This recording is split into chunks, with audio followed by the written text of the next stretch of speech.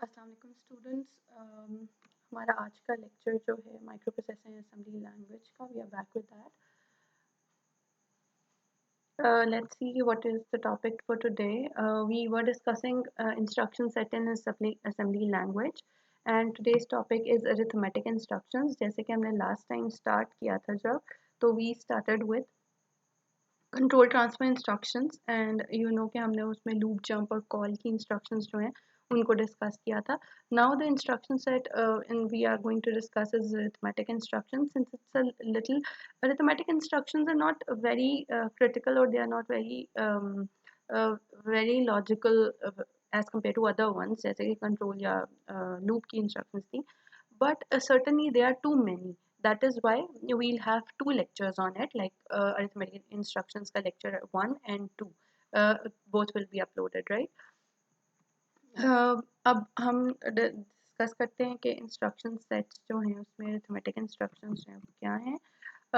Since we said that every instruction set, in every instruction set, एक तो हम ये देखेंगे कि arithmetic instructions हैं क्या, and then वो किस तरह से फ्लैग को अफेक्ट करती हैं. हमने लास्ट टाइम भी कहा था कि affect on the flag is something जो हम हर एक इंस्ट्रक्शन सेट में डिस्कस करेंगे कि उनका अफेक्ट क्या है on flags. If I quickly review the last one, तो उसमें अगर आपको याद हो तो एक तो branched instructions थी. Secondly, they had no effect on the flags. They were certainly checking the flags. Some of them were actually reading the flag statuses, but certainly after execution of those instructions, there was no effect on the flag register whatsoever. But as we know that arithmetic instructions are the ones which affect the most to the flag registers or the status of the flags. जितने भी status registers हैं, status flags हैं, they actually get affected when arithmetic or logical operations are performed by arithmetic logical unit. ठीक है. Arithmetic instructions का क्या मतलब, basic term है जो हम यूज़ करते हैं हर एक डिफरेंट उसमें हम अरिथमेटिक की टर्म यूज़ करते हैं. That means simple operations. Simple operations, mathematical operations, उनको भी हम अरिथमेटिकल ऑपरेशंस कहते हैं. ठीक है. Which means addition, subtraction, multiplication, division, increment, decrement, and there are different versions of them. तो वो हम डिटेल में डिस्कस करेंगे अभी इस वीडियो में.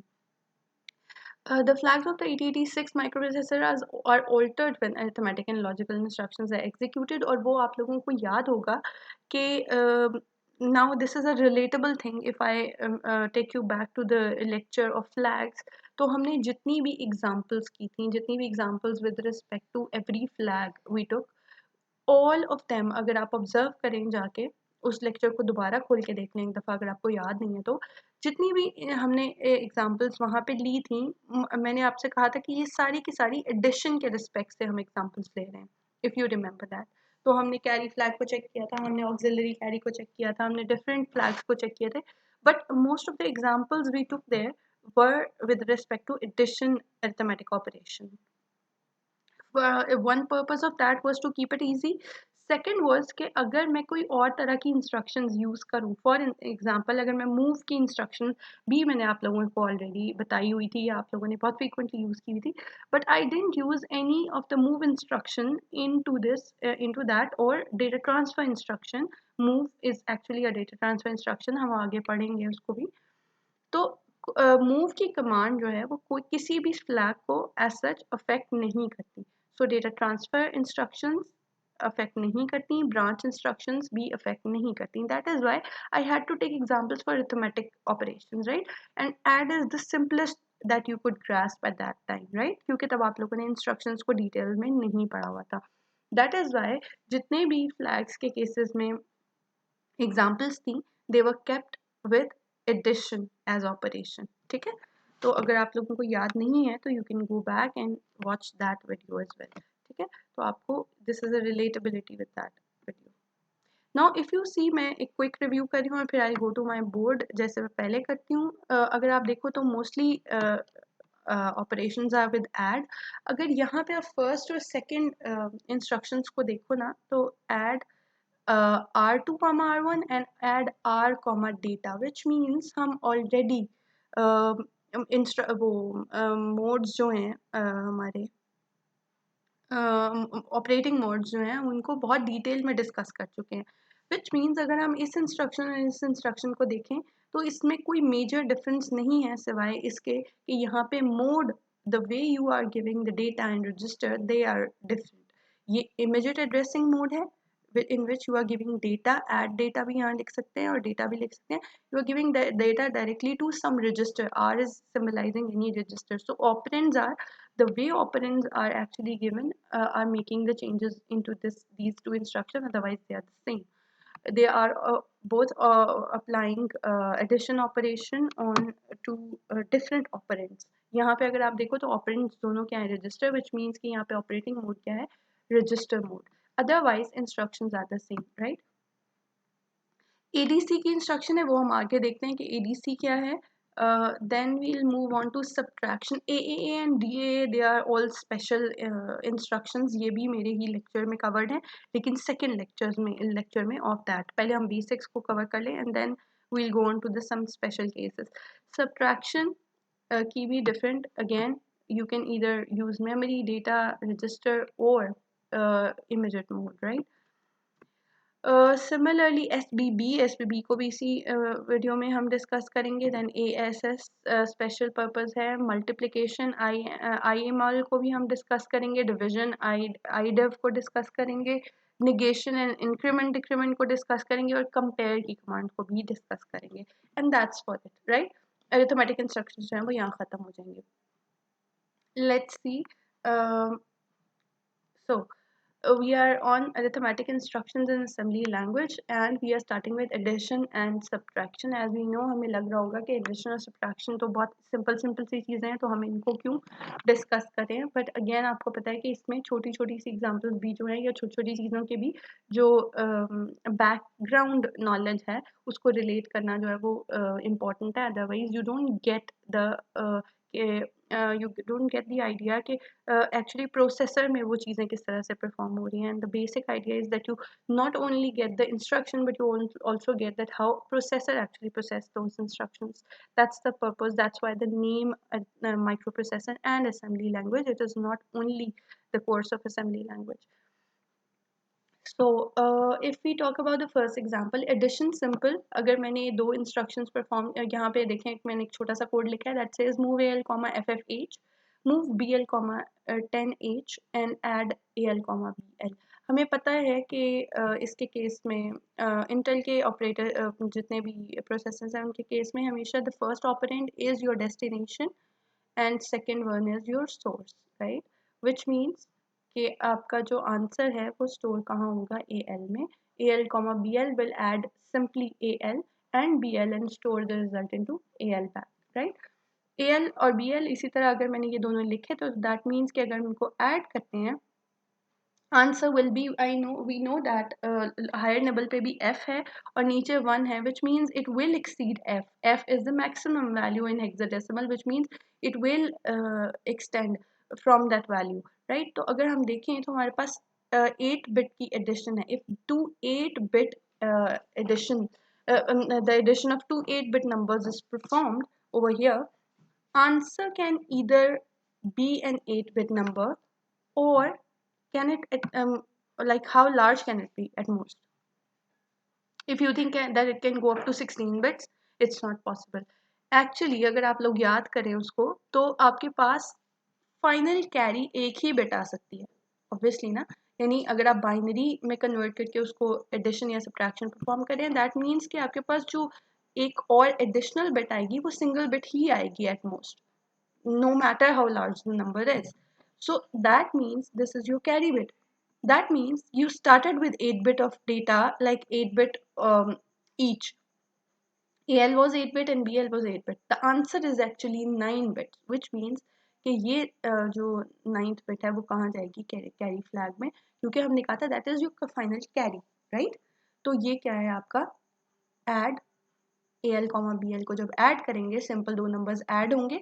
If the answer is 8-bit, it will be stored into AL. But if the answer is greater than AL, the size of AL, that means that final carry will be going into carry flag.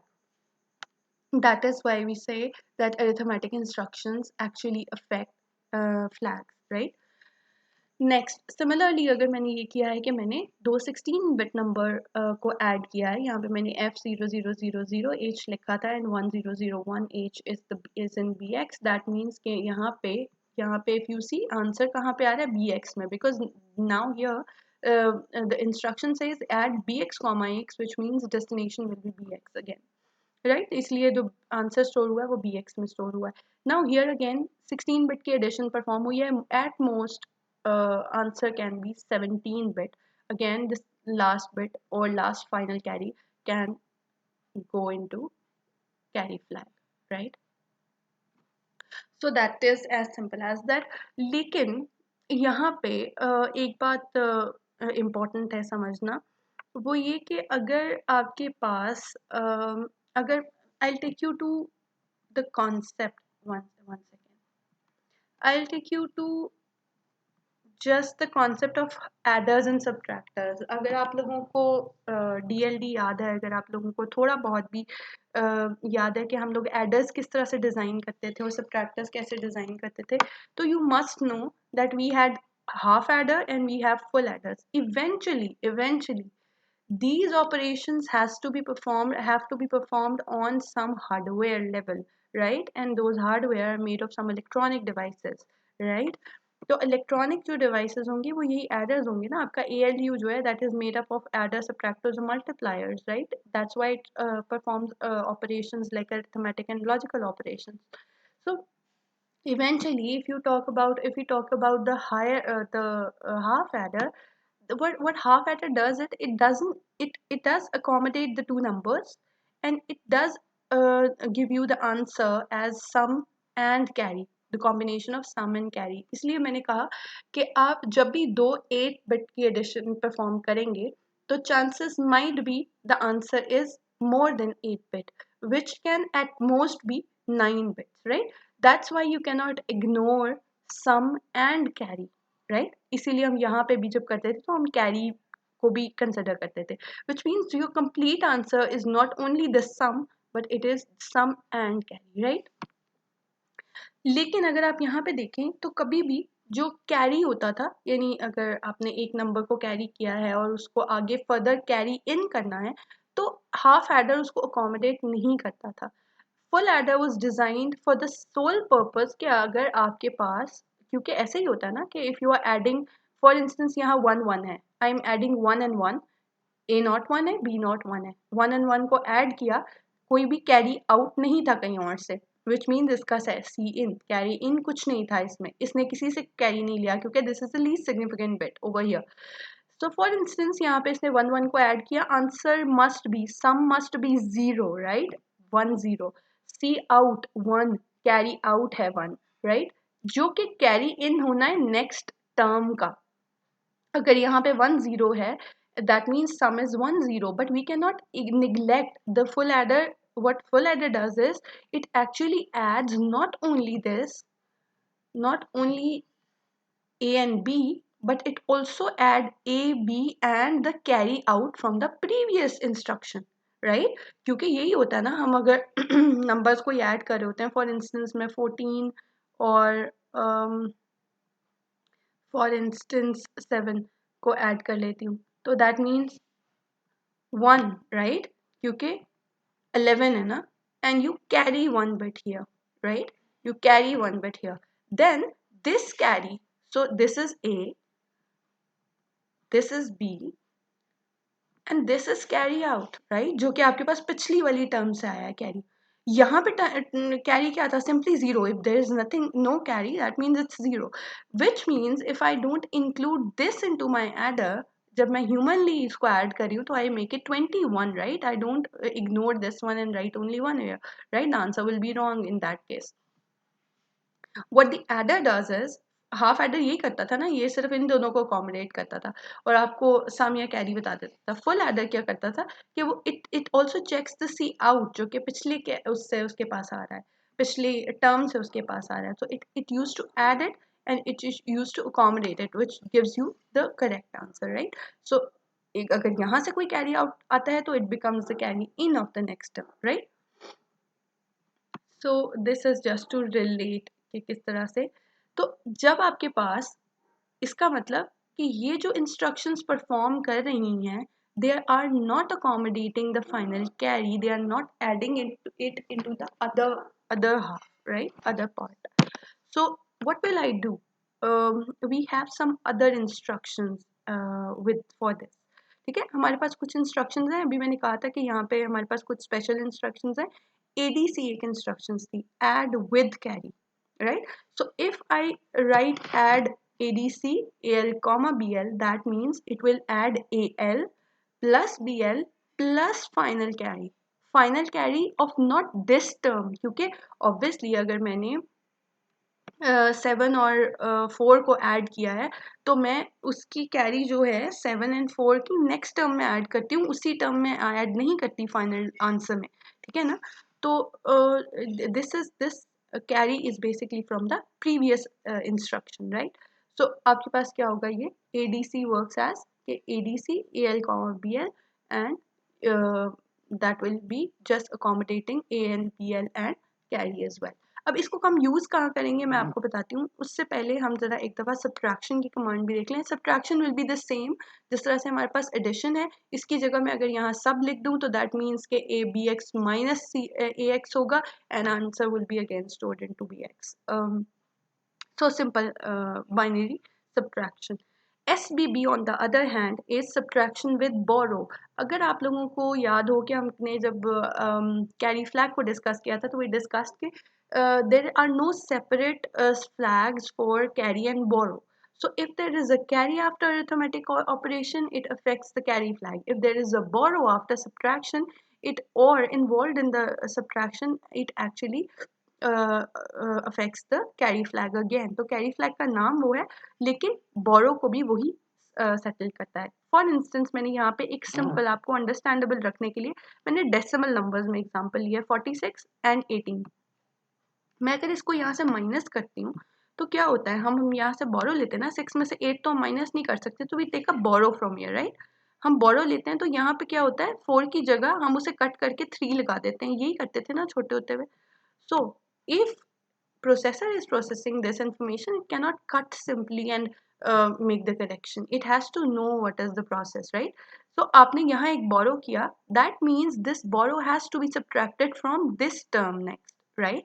तो वो क्या करता है कि आपको इस term को minus कर देता है लेटर ऑन, जो कि एज अ बोरो कंसिडर होती है. ठीक है, बोरो इन एंड बोरो आउट, जैसे मैंने आपको वो दिखाया है हाफ एडर और हाफ सब्ट्रैक्टर का, सॉरी हाफ एडर और फुल एडर का सर्किट. इसी तरह से आपको याद होगा कि हम लोगों ने फुल एडर और फुल सॉरी हाफ एडर और हाफ सब्ट्रैक्टर को भी डिस्कस किया है, which exactly accommodate this way, right? और उसमें हमारे पास क्या होता है कि फिर हमारे पास बोरो का कॉन्सेप्ट आ जाता है. तो that's how it comes 28, right? So it will also accommodate, if we talk about only sub sub is simple subtraction without borrow, without considering borrow.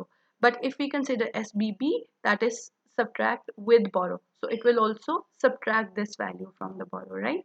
अब मैंने यहाँ एक एग्जांपल लिखी हुई है, ज़रा हम इसको देखते हैं. इसको हम ऐड विद कैरी के साथ एग्जांपल कर रहे हैं और मैं आपको सिर्फ ये समझाने के लिए एग्जांपल ले रही हूँ. Although there is no need to separately do the addition separately. Like अगर मेरे पास 8 बिट की इंस्ट्रक्शंस थी तो आई होप कि अब इतना तो आप लोगों को बिल्कुल याद है कि कौन से मैंने 8 बिट का रजिस्टर क्यों यूज़ कर रही हूँ, 16 बिट का वो रजिस्टर्स क्यों यूज़ कर रही हूँ. That is something which should be very very very clear right now. तो अगर मैंने सिंपल ऐड करने हैं इन दो नंबर्स को, I have taken 2 16 bit numbers 13 and 0101, right? अगर मैंने इन दोनों को ऐड करना है तो one way is that I can simply use these sort of commands because I can take the register which is 16 bits AX and BX and I can simply add them. But to make you understandable about like I can take this example to understand this ADC, right? कि हम कब ADC use करते हैं और कब add use करते हैं. Simple. For instance, I want to separately add 8 bits and I want to separately add these 8 bits. यानी lower byte and higher byte को मैं अलग अलग से add करना चाहती हूँ. Which means कि I will take AL and BL for this. For instance, and I will take these into I'm sorry, AH and BH, right? Because obviously ये number 16 bit है तो वो एक ही register में होगा, लेकिन I want to keep it keep the addition separate. So what will I do? If I add them, if I simply add them, answer is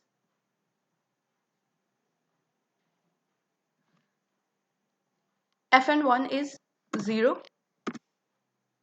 ऐसे ही है ना? अगर मैं f और 1 को ऐड करूं तो मेरे पास 0 ही आएगा ना? And then fn1 again, that is 0 0, and now there will be a carry over here. ठीक है, यहाँ पे एक मेरे पास क्या आएगा, carry.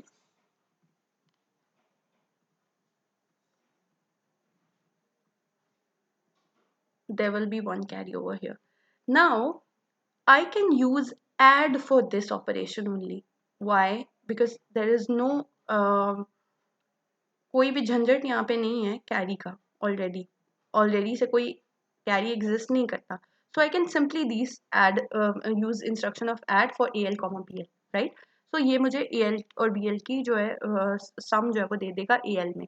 But as we see there is a carry over here, which means this carry will go into carry flag. And now अच्छा, यहाँ पे एक और भी बात है, कुछ लोगों को लगेगा कि ये जो यहाँ से कैरी फ्लैग होगा ना, वो तो ऑक्सिलरी कैरी में जाना चाहिए. If you remember, auxiliary carry only check after nibbles, and this is a complete 8 bit value, right? So उसके बाद जो वैल्यू आएगी वो कैरी फ्लैग में ही जाएगी. कैरी फ्लैग से का मतलब कि यहाँ पे now you have to accommodate carry flag as well. यहाँ पे addition will not be completed properly अगर आपके पास जो आंसर है it will not be proper. अगर मेरे पास यही आंसर आना चाहिए ना 1500, राइट? अगर मेरे पास आंसर तब तक ठीक नहीं आएगा जब तक मैं इस कैरी को ऐड नहीं करूंगी. सॉरी, 4 3 1 4 5 नहीं, ठीक है, 5 1 5, this carry must be included. तो अब यहाँ पे मैं क्या यूज कर सकती हूँ? I told you कि I could simply use a 16-bit register to do this operation, but I am taking this example to make you understand कि यहाँ पे मैं ADC use कर सकती हूँ. ठीक है ना? So I can perform this task with one add and one ADC instruction. अच्छा, अब ये कुछ जगह पे helpful भी है. For instance, you have to perform 32-bit addition with 8086 and you already know कि 16-bit का architecture है आपके पास. That means you can use this method to perform 62-bit addition of the numbers, right? So these were our addition and subtraction. Let's move on to the next instructions, which are multiplication and division. ये थोड़ी सी tricky हैं. Okay, so multiplication को जब हम discuss करते हैं, one thing, if you see the instruction, the syntax of the instruction, तो that is MUL operand, which means कि आपका जो instruction है आपकी, that is only applied on one operand, right? Which means कि second operand available नहीं है, which means there must be second operand. Multiplication दो ही नंबर्स के दरमियान में हो सकती है ना, एक नंबर पे तो मल्टीप्लिकेशन अप्लाई नहीं कर सकते. Which means you have the other operand but that is understood and that is accumulator. Now what are accumulators in 8086? Accumulator register हमें ऑलरेडी पता है, AX हमारे पास एग्जिस्ट करता है, लेकिन certain operations are there which actually take accumulator as an operand, or they use operand into the operations, right? अगर आप लोगों को याद हो, हमने जब accumulator की definitions पढ़ी थी, again this is a very good subject if you keep everything in mind and you don't compartmentalize your knowledge. अगर आपको यहाँ से क्लियर हो जाएगा कि हमने जब डेफिनेशन आपको याद रखने की जरूरत नहीं पड़ेगी कि जब हमने क्यूमुलेटर पढ़ा था रजिस्टर, तो we said that it is used in arithmetic and logical operations, right? तो यहाँ पे हम अरिथमेटिक एंड लॉजिकल ऑपरेशंस के लिए इसको यूज करें. One of the usages of accumulator was this, right? It was used in primary operations. So accumulator in 8086 architecture are basically three accumulator which are fixed accumulator for arithmetic operations. 8-bit का जो accumulator है वो है AL. Although AH is also an 8-bit register, but there is no choice to choose, right? You have AL as 8-bit accumulator. यानी अगर आपके पास multiplication की कोई instruction perform हो रही है होनी है किसी operand पे which is MUL BL yani multiplication BL, that means this BL will definitely be multiplied with AL, not AH, right? Because उसने जो है 8-bit accumulator के साथ ही multiply होना है because that register is an 8-bit register. So processor identifies that since it is an 8 to 8, 8 by 8 multiplication, so it will choose the accumulator accordingly, right? So AL में वो operation perform होगा. Similarly 16 bit के लिए AX, मैंने जैसे पहले कहा अगर आप रिलेट करना चाहें तो आप बहुत सारी पिछली बातों को इससे रिलेट करते हैं. मुझे एक और चीज़ें यहाँ पे याद आ गई है कि जब हम DX पढ़ रहे थे तो हमने कहा था कि DX जो है वो बेसिकली AX के साथ कंबाइंड यूज होता है into operations when the large data is present, right? उसको अकोमोडेट करने के लिए, तो वो यहाँ पे हो रहा है. अगर आपके पास 32 बिट्स की वैल्यूज आ गई हैं तो ऑब्वियसली आपके पास रजिस्टर सिर्फ AX है जो कि 16 बिट का रजिस्टर है. सो अगर आपके पास answer is 32 bits, that means कि DX and AX will combinely be use, जिसमें से लोअर बाइट और lower half will be stored into AX and higher half will be stored into DX. Now आप लोग कहेंगे कि 16 बिट का architecture था तो उसमें 32 बिट की ऑपरेशंस कैसे परफॉर्म हो गए. सो इफ़ यू सी, अगर हम पिछली बात करें एडिशन और सब्ट्रैक्शन की, तो वहाँ पे if you are adding two numbers which are 8 bits, so answer at most can be 9 bits. If you are adding two numbers of 16 bits, the answer at most can be of 17 bits, and that an extra bit is accommodated in the flags. लेकिन यहाँ पे अगर आप लोगों को वैसे भी याद हो, आप लोग मल्टीप्लिकेशन परफॉर्म करते हैं. फॉर इंस्टेंस मैं 25 और 25 को मल्टीप्लाई करूँ टू मैं डेसिमल की बात कर रही हूँ, 2 डिजिट नंबर्स हैं but answer comes into a 3 digit number 125, right? तो इस तरह से मल्टीप्लिकेशन में यू कैन नॉट से कि अगर 8 बिट के दोनों ऑपरेटर्स हैं तो answer will B exactly 16 bit or answer will exactly be 7 bit or 8 bit or 9 bit, right? But we can certainly say that it can be at most 16 bits, right? 2 to the raised by 8 plus basically 2 to the raised by 8 multiplied by 2 to the raised by 8 will make 2 to the raised by 16. So that means कि आपके पास possibility ही इतनी है कि आपके पास at most जो 8 bit की multiplication है that can result into a number up to 16 bits. That means कि आपके पास आंसर किस में स्टोर होगा, AX में. हमेशा वहां पे क्या होता था एडिशन के केस में, you are adding AL comma BL, answer is stored into AL और जो एडिशनल बिट है वो कैरी फ्लैग में चली गई. यहाँ पे कैरी फ्लैग नहीं होगा because obviously there is no carry in multiplication. So what you do is कि यहाँ पे क्या होता है कि it multiplies AL, whatever you have written here as an operand, it is multiplying it with AL.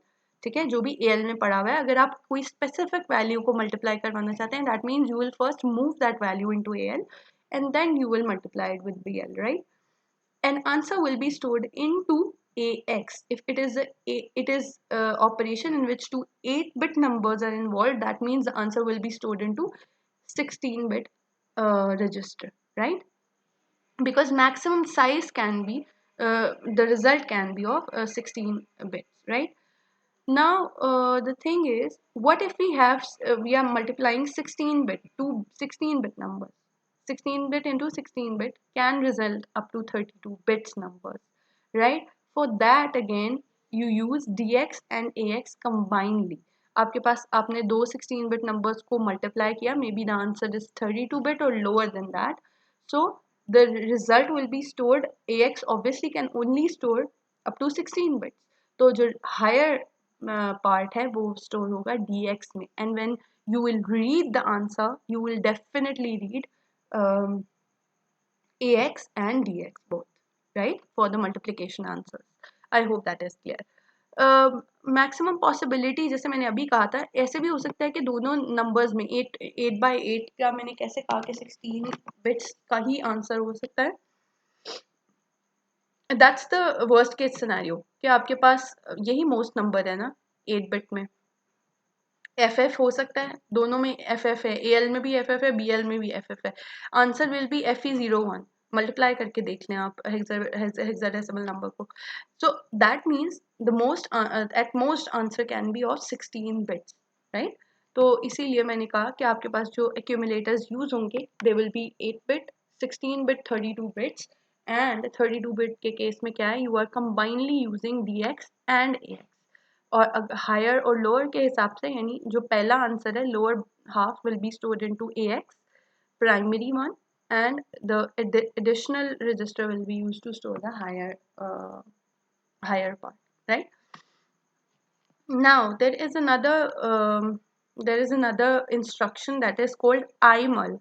IMUL, why do we use IMUL? IMUL is used, ये वाली instructions ऐसी हैं, हमने जब देखा था कि integer numbers के साथ हम deal कर रहे हैं 86 architecture, which means numbers can be negative or positive.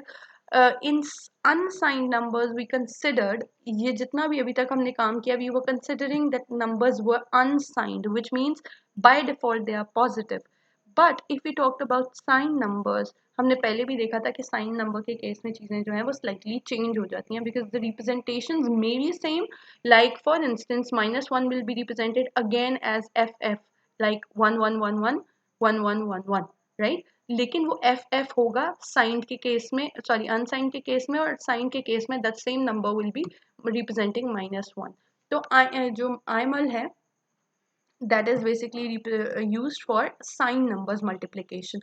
Obviously plus signs are also involved. आपको पता होगा, आपने कंप्यूटर आर्किटेक्चर में पढ़ा होगा कि डिफरेंट प्रोसीजर्स यूज होते हैं उसके लिए, मल्टीप्लिकेशन के ऑपरेशंस के लिए साइंड और अनसाइंड के केस में डिफरेंट प्रोसीजर्स यूज होते हैं, ठीक है। So that is the same reason why we are using different instructions for that. Same is the case with division.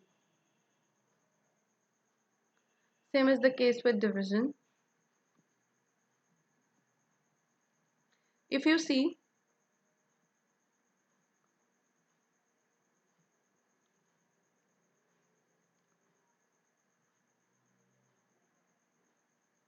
so if you see we have division. अच्छा, division करवाने से पहले मैं आप लोगों को एक quick चीज़ें बता दूं, क्योंकि I'll use these terms and I don't want anyone to be confused. जब भी हम divide करते हैं किसी भी number को, हम छोटे होते से division करते आ रहे हैं, 75 is divided by 15, answer is 5, remainder is 0. The number with which we are dividing is called divisor. The number which is being divided is called dividend or dividend, right? Or the answer is usually called as quotient. मैंने क्यों लिखने की कोशिश की थी यहाँ पे, but I hope that is true. So quotient and the remainder, अगर यहाँ पे 76 होता और यहाँ 75 में लिखती तो remainder must be 1, right? So whenever you are you are performing division, like हमने addition में कहा था कि हम सिर्फ और सिर्फ sum को consider नहीं कर सकते, because there is a carry as well that represents the whole answer. इसके केस में हम division के केस में हम सिर्फ और सिर्फ क्वेश्चन को, आंसर को कंसिडर नहीं कर सकते जब तक हम रिमाइंडर को कंसिडर ना करें, ठीक है। So that's how division works. So I hope names are clear: dividend, divisor, remainder, and quotient. So when I say that you are div something, div के आगे इसका syntax क्या है? Div with divisor, right? What is the divisor exactly? Divisor is the one which will divide the number, right? वो number कहाँ पे होगा? Again मैंने कहा था कि बहुत सारी instructions ऐसी हैं जो कि accumulator को use कर रही हैं. Again this instruction here is using only one operand. That means कि other operand must exist, right? जिसने आप एक ही नंबर को तो डिवाइड नहीं कर सकते ना. दैट मीन्स कि दो नंबर तो एटलीस्ट होने चाहिए डिवाइड करने के लिए. सो अगर मैं कहूँ कि ये डिवाइजर इज 15, तो 75 कहाँ है? That is basically represented in accumulator again, accumulator वही जो अभी हमने डिस्कस किया है. For 8 bit you use A L, for 16 bit you use A x, for 32 bit you use combination of D x and A x, right. So division के answers भी इसी तरह से ही आपके पास स्टोर होंगे. नाउ व्हेन आई से accumulator and वहाँ पे मैंने लिखा था एक ही ऑपरेंड है. व्हाई? बिकॉज वहाँ पे मल्टीप्लिकेशन के केस में I didn't mention, although there were multiplier and multiplicand, लेकिन वहाँ पे इम्पॉर्टेंट नहीं है मैं 7 को 5 से मल्टीप्लाई करूँ या 5 को 7 से मल्टीप्लाई करूँ, answer will be the same even in the case of sine numbers. Whether I multiply -7 to 5 or 5 to -7, answer will be same. The order doesn't matter. लेकिन in case of division, if I divide 15 by 5, or sorry 75 by 15 or 15 by 75, answer will be drastically changed, right? That means कि यहाँ पे हमें specify करना था कि ये जो operand है वो क्या contain करता है. So that operand must be divisor, कि जिससे आपने divide करना है वो number आप देंगे div के साथ, right? Accumulator में वो number होगा, it will carry dividend, right. जिसको आपने डिवाइड करना है नंबर को, उसको आप एक्यूमुलेटर में स्टोर करेंगे, या वो पहले से एक्यूमुलेटर में due to some previous instructions वो स्टोर होगा, right. So so that it performs like this: accumulator divided by operand or divisor. ठीक है, divisor basically यहाँ पे accumulator और divisor जो है वो होते हैं यहाँ पे. So if you see, okay, why do we have dividend here, is because that accumulator is divided by that number. ठीक है. अब what are the things about कि अब वो answer किस में store होगा and all that stuff. If I say div BL, that means कि BL में जो भी value stored है. अच्छा, एक और बात यहाँ पे ये है कि we either divide 16-bit numbers to 8-bit numbers, or we divide 32-bit numbers to 16-bit numbers. That is the only possibility we have, right? What if आप कहेंगे कि अगर हमने दो सेम नंबर्स को ऐड करना हो, चलिए मैं उसकी तरफ भी आ जाती हूँ अभी. पहले let's suppose I have divide BL, div BL, right? That means कि जो भी accumulator में already value है, AX में जो भी value है, divided by BL. Even if you are giving 8-bit register over here, it will consider a 16-bit register over here because it only performs 16-bit number divided by 8-bit number. Obviously, you divide bigger number by a smaller number. You don't divide smaller number by a bigger number. You do divide basically. लेकिन उस case में क्या होता है कि आपके पास answer is not integer number. अगर मैं 7 को 14 को 7 पे डिवाइड करूँ, answer will be, quotient will be 2 and remainder will be 0. अगर मैं 2 को 7 पे डिवाइड करूँ, answer will be 0 point something something, right. That means that मेरे पास आंसर जो आया that is not a decimal number any more, और that is not a integer number any more, right. It is basically a floating point number, what we call it. ठीक है, floating point number है. Floating point number को हमने क्यों discuss नहीं किया through out अभी तक? आई होप आप लोगों ने लैब में फिर भी एक आधी एग्जांपल इसकी की होगी फ्लोटिंग पॉइंट नंबर्स की, लेकिन हमने आर्किटेक्चर में इसे क्यों डिस्कस नहीं किया? Because 8086 architecture does not support floating point numbers. That means कि हम इससे सिर्फ इंटीजर ऑपरेशंस ही परफॉर्म कर सकते हैं. दैट इज़ वाई सो फार जितनी कन्वर्जन्स भी हमने की हैं और जितना हमने अरिथमेटिक्स भी देखे इससे पहले, we actually kept it to the integer arithmetics. ठीक है, लेकिन आई होप कि आप लोगों ने जो आपको कोई एक लैब टास्क आपका ज़रूर होगा जिसमें आपने फ्लोटिंग पॉइंट के ऊपर काम किया होगा, प्लस जो आप कंप्यूटर ऑर्गेनाइजेशन एंड आर्किटेक्चर पढ़ते हैं वहाँ पे भी आपको फ्लोटिंग पॉइंट्स नंबर्स जो हैं ये काफ़ी डिटेल में करवाए जाते हैं. ठीक है, लेकिन फिलहाल हम डिस्कस क्या करें कि you can divide a larger number by a smaller number or larger size of number by a smaller size of number. ठीक है, जो कि होगा 16 बिट के नंबर को we can divide on 8 bit number and 32 bit के number को we can divide on 16 bit number. अब you will say कि ऐसे भी तो हो सकता है कि हम सेम साइज ऑफ नंबर्स को डिवाइड कर रहे हो. For instance 14 and 7, not 14 and 7, 24 and 12, right 24 again is मैं हेक्साडेसिमल में अगर एग्जांपल लूँ तो 24 is 8 bits and 12 is again same 8 bits right या अगर मैं उसे डेसिमल में कहूँ तब भी 24 is a 2 digit and 12 is a 2 digit. That means कि same size of numbers को भी तो हम divide करें तो chances are we will get integer numbers. We will. But होगा क्या उसमें कि even if you have a number which is 8 bits, you will extend it to make it to 16 bits.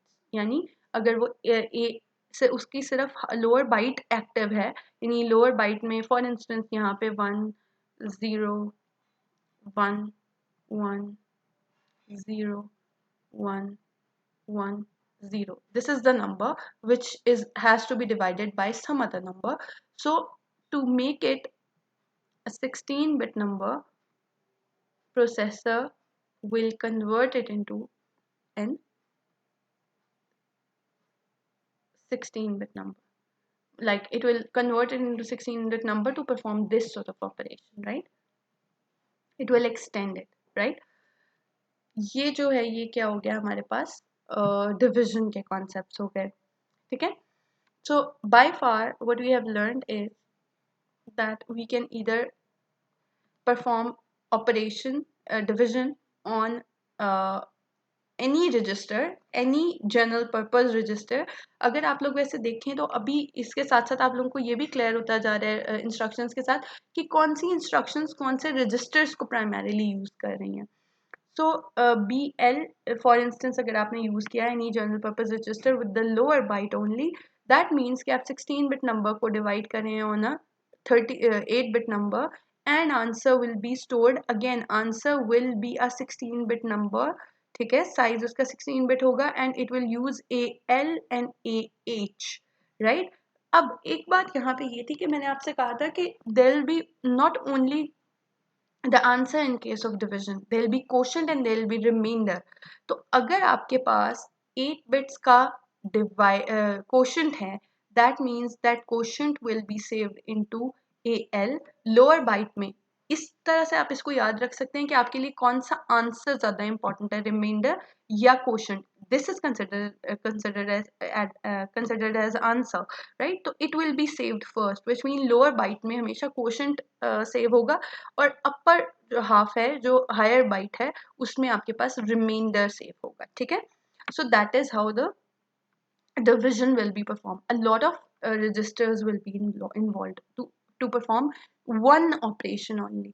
आप ये देख लें कि आपका अपना ब्रेन इन चीज़ों को कितनी जल्दी प्रोसेस कर लेता है once you learn division multiplication and for a machine to perform these sort of simple operation it requires multiple registers and lot of processing power right उसके बाद ये कि अगर आपके पास 32 बिट्स का नंबर है हाउ विल फर्स्ट तो ये बात है कि आप 32 बिट का नंबर स्टोर कैसे करेंगे so you will store it not only into ax sorry यहाँ पे dx एंड ax होना चाहिए